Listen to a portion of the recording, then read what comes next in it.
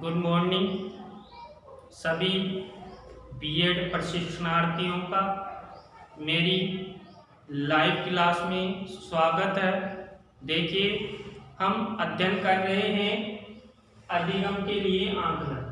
जो अधिगम के लिए आकलन आपका पेपर है, इस पेपर के अंतर्गत आज हमारा टॉपिक रहेगा अधिगम उत्पाद आकलन। जो अधिगम उत्पाद आकलन है, ये आपकी परीक्षा की दृष्टि से बहुत अच्छा टॉपिक है कि अधिगम उत्पाद क्या होते हैं।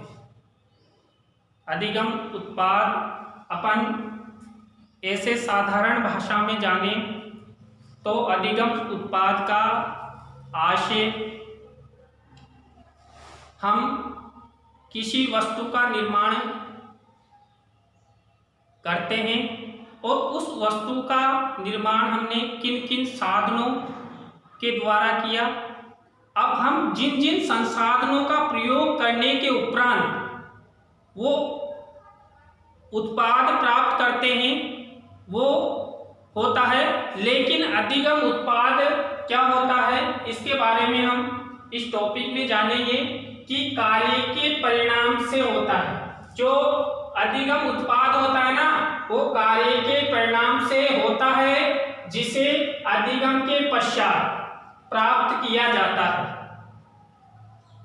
यानी कि जब एक अध्यापक कक्ष में विद्यार्थियों को पढ़ाता है, अनेक शिक्षण विधियों का प्रयोग करता है और वो चाहता है कि जो मेरे द्वारा पढ़ाया हुआ ज्ञान है बच्चों को प्राप्त हो। अब वो ज्ञान बच्चों को प्राप्त हो जाता है और उस शिक्षक द्वारा जो ज्ञान प्रदान बच्चों को दिया गया, उसके उपरांत बच्चों का जब आंकलन या मूल्यांकन किया जाता है तो उसके ज्ञान के परिणाम में शिक्षक को बच्चों का ज्ञान एक उत्पाद के रूप में प्राप्त होता है। तो शिक्षक ये जान जाता है कि मेरे द्वारा जो पढ़ाया था बच्चों को, उससे बहुत अच्छा अधिगम उत्पाद प्राप्त हुआ है। अब अधिगम उत्पाद हमेशा कार्य के परिणाम के बाद प्राप्त किया जा सकता है। हम मान लीजिए कई विद्यार्थियों को हम मोटिवेशन स्पीच देते हैं, उन मोटिवेशन स्पीच के पश्चात उन मोटिवेशन स्पीच का जो परिणाम आता है वो अधिगम उत्पाद होता है। तो कार्य के परिणाम से जो प्राप्त होता है उसे अधिगम के पश्चात प्राप्त किया जाता है। इसके बाद देखिए, ये एक यांत्रिक प्रक्रिया है जिसमें अधिगमकर्ता के प्रयोग की क्षमता, उत्पादन क्षमता, कुशलता का आकलन किया जाता है। देखिए, अधिगम उत्पाद में जो अधिगमकर्ता होता है, अधिगमकर्ता यहाँ पर हमारा तात्पर्य कि एक शिक्षक के सामने रहने वाले, शिक्षक के सामने कौन रहते हैं, कक्ष में स्टूडेंट रहते हैं। तो स्टूडेंट यहाँ पर अधिगमकर्ता हो गए।